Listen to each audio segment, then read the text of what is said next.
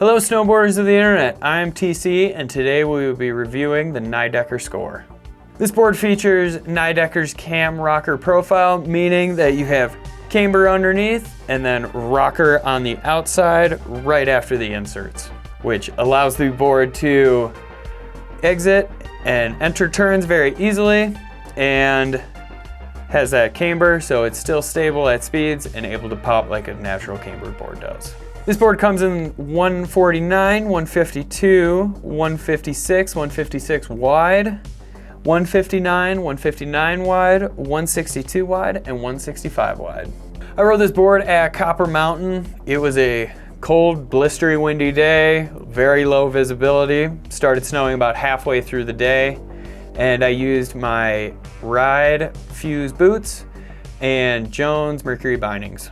When it comes to flex, this board is in the middle of the road. It has a very fluid flex throughout, where that rocker on the tip and tail doesn't really make it too soft on the tip and tail. Torsionally wise, it does have a very similar flex with the straight up tip and tail flex. Stability wise, it isn't gonna be the most stable. It doesn't have a bunch of fancy materials in it. It is straight wood. So it does have good response to it.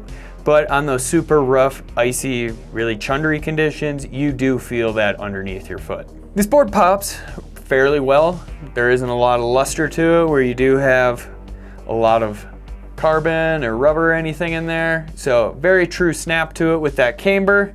Same goes for taking off at jumps. It has a very good edge hold where you don't feel like you're gonna pre-spin or wash out on them, and very solid edge hold when you are landing off of jumps. When it comes to buttering, this board is really easy. You do have that rocker zone in the tail and in the nose where it allows you to really flex, press into it with a nice pop out of it. Same goes for when you're pressing or jibbing rails. You do have that camber in between your feet, so those board slides really hold nicely in between your feet, but you're still able to press it and pop out of rails. So if you want to spin or anything like that out of rails, it is nice and simple. This board is fairly fast edge to edge when you're taking those short, quick carves. It does handle the medium carves fairly well. The drawback to it though is on those long carves or even Euro carves, it just doesn't have the edge hold where it'll pop out and kind of skip out on you.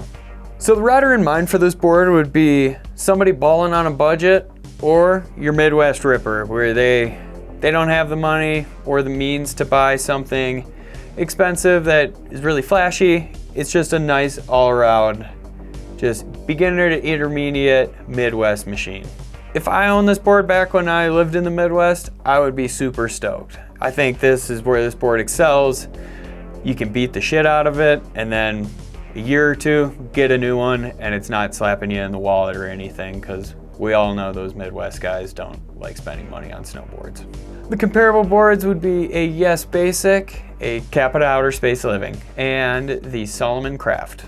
Binding recommendations for this board would be a Solomon Alibi, a bent metal joint, and a Union STR. This has been my review of the Nidecker Score.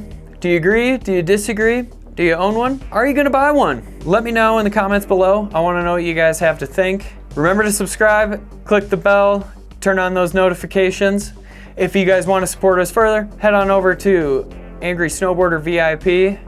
We have a video explaining everything further for you. And as always guys, I'm TC and I'll see you in the next review.